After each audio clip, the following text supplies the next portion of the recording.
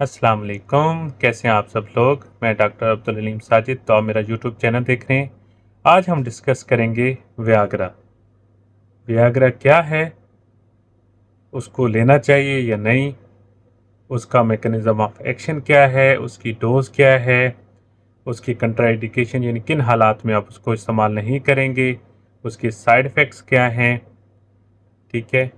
और इसको हफ्ते में कितनी बार लेना चाहिए, सारी डिटेल्स आज आपकी इस वीडियो में इंक्लूडेड होगी।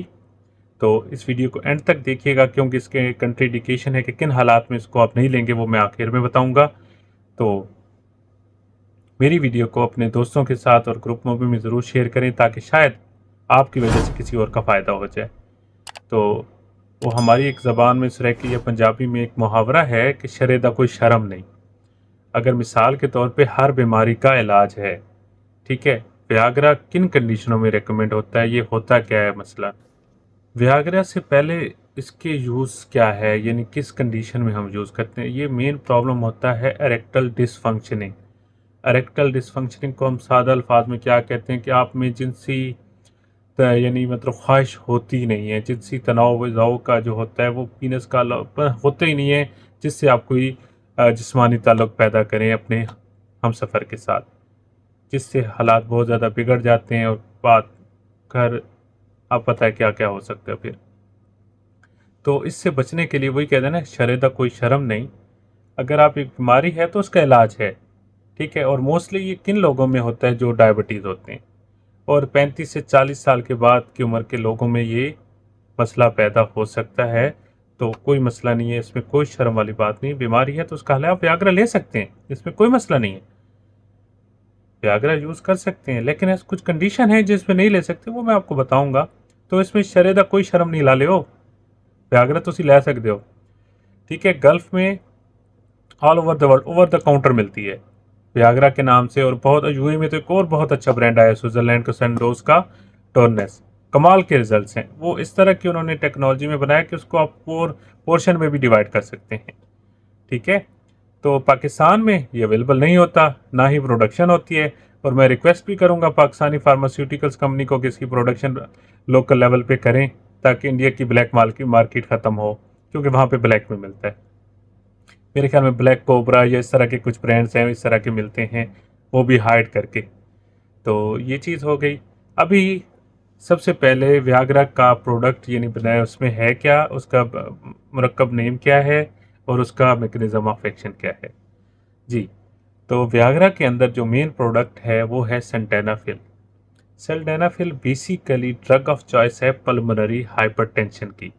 तो इसका हम क्या कहते हैं, एक अल्टरनेट यूज़ है कि ये बहुत अच्छे रिजल्ट, जब साइंटिस्ट को पता चले कि ये एरेक्टल डिसफंक्शनिंग में बहुत ज़्यादा फ़ायदा दे रहा है, तो मोस्टली वियाग्रा को या सिल्डेनाफिल को इस मकसद के लिए यूज़ करना all over the world start हुआ। पहले ये ड्रग पल्मोनरी हाइपरटेंशन के लिए ही बनाई गई थी, जो इसकी रिसर्च थी, ठीक है। तो बेसिकली इसका मैकेनिज्म ऑफ एक्शन ये है कि एक एंजाइम होता है हमारे जिस्म में, फास्फोट्राइएस्ट्रेज, ठीक है। उसका काम क्या होता है कि वो नाइट्रिक ऑक्साइड की लेवल को कम करता है, ठीक है। नाइट्रिक ऑक्साइड क्या है, ये वेजोडाइलेटर है, और ये blood supply towards the पीनस increase करता है। तो नाइट्रिक ऑक्साइड लेवल किन बंदों में ये मोस्टली कम हो जाता है, फर्स्ट ऑफ ऑल डायबिटीज़ में, स्मोकर्स में, और जो लोग अल्कोहल कंजम्पशन बहुत ज़्यादा करते हैं उनमें, ठीक है। और मोस्टली जो लोग हलाल की बजाय गलत तरीके की तरफ जाते हैं उनमें, ठीक है। ये 4 कंडीशन हैं जिसमें ये मसले जो ज़्यादा आते हैं, ठीक है। तो वियाग्रा हल क्या, बेसिकली नाइट्रिक ऑक्साइड की वैल्यू को टुवर्ड्स द पीनस इंक्रीज करता है, जिससे ब्लड सप्लाई टुवर्ड्स द पीनस ज़्यादा होगी, जिससे एरेक्शन नॉर्मल अपने लेवल पे आ जाएगी। ये टोटल इसका मैकेनिज्म ऑफ एक्शन है। तो इसमें मतलब डोजेस क्या अवेलेबल हैं, मोस्टली ये 50 और 100 में अवेलेबल है, ठीक है। लेकिन आपने स्टार्ट लाइटर डोज से करना है, बेशक आप 25 से करें, फिर 50 पे जाएं। हाँ, जो लोग 50 प्लस हैं, जिनका मसला ज़्यादा है और डायबिटिक भी हैं, वो 100 भी ले सकते हैं, कोई मसला नहीं, एज ए स्टार्टर डोज। तो ये डोज हो गई। तो अब बात करूँगा इसके थोड़े से साइड इफ़ेक्ट्स की। इसमें साइड इफ़ेक्ट्स 2 किस्म के हैं, एक माइल्ड हैं, एक हैं सीवियर। जी, इसके साइड इफ़ेक्ट्स जो माइल्ड हैं उसमें सबसे पहले क्या है कि रेडनेस या फ्लैशिंग होगी, आपके कान लाल हो जाते हैं, रिंगिंग इन द बेल। इसके अलावा थोड़ा सा आपका नोज़ स्टफ़ हो सकता है, स्टफ़ी नोज़। इसके अलावा हेडेक आता है कुछ लोगों में, ठीक है। और साथ में स्टोमक डिस्टर्बेंस यानी थोड़ा सा जीआईटी डिस्टर्ब हो जा सकता है, चेस्ट हैवी हो सकती है। ये जो अप टू 3 आवर्स यानी इतना रहते हैं, उसके बाद ये ख़त्म हो जाते हैं। इनको नॉर्मल, इस केस में आप व्याग्रा यूज़ कर सकते हैं, ठीक है। और व्याग्रा का मोस्टली जो साइट ऑफ एक्शन पे इसका जो रिजल्ट्स रहते हैं, यानी कितना एक्शन इस सिस्टम के अंदर रहता है, वो 4 से 6 घंटे के अंदर अंदर ख़त्म हो जाता है, ठीक है। यानी duration of action remain in the body till up to 6 hours. अच्छा, more serious side effect Viagra है प्राइपिज्म। उसमें होता क्या है कि इरेक्टल डिसफंक्शनिंग को ये ठीक तो करता है, लेकिन कुछ लोगों में जिसमें सूटेबल नहीं होता वहाँ पे इरेक्शन इतनी ज़्यादा हो जाती है कि वो रिजिड हो जाता है बिल्कुल, 3 से 4 घंटे के बाद भी वो ख़त्म नहीं होता, जिससे इतना ज़्यादा तनावों में इतना सख्त तनाव हो जाता है कि पेन स्टार्ट हो जाती है, सीवियर पेन। उस केस में आपने फ़ौरन डॉक्टर से जाके रेकमेंड करना है और नेक्स्ट टाइम अपने व्याग्रा यूज़ नहीं करना। अभी हम बात करेंगे कंट्राइंडिकेशंस की। सबसे पहले कंट्राइंडिकेशन क्या है कि जो लोग हार्ट पेशेंट हैं, मोस्टली जो एनजीओ के या इस तरह के जिनको जाना है या वो, और जो नाइट्रेट्स अपनी डाइट्स में लेते हैं, जो नाइट्रेट्स यानी एंजियोसेट होगी जो ज़बान के नीचे ली जाती है, या कोई नाइट्रेट स्प्रे लेते हैं under the tongue, it is totally not recommended before discussing with the doctor, ठीक है।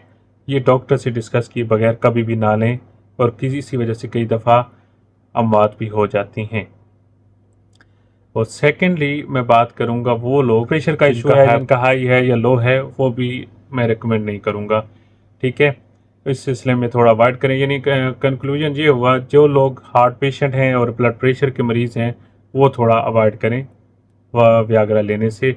अगर वो लेना भी चाहते हैं तो पहले अपने जो कार्डियोलॉजिस्ट हैं उनसे डिस्कस करके फिर आप यूज़ कर सकते हैं। हमारे पास जितने भी कस्टमर्स आते हैं, अगर हम उनसे पूछते हैं कि वो हार्ट पेशेंट हैं, क्योंकि हमने एज ए जीपी काम करना होता है, तो हम रेकमेंड करते हैं कि अगर आपका कार्डियोलॉजिस्ट आपको अलाउ करते हैं तो आप इसको ले सकते हैं, कोई मसला नहीं है, ठीक है। ये कंट्राइंडिकेशंस हो गई।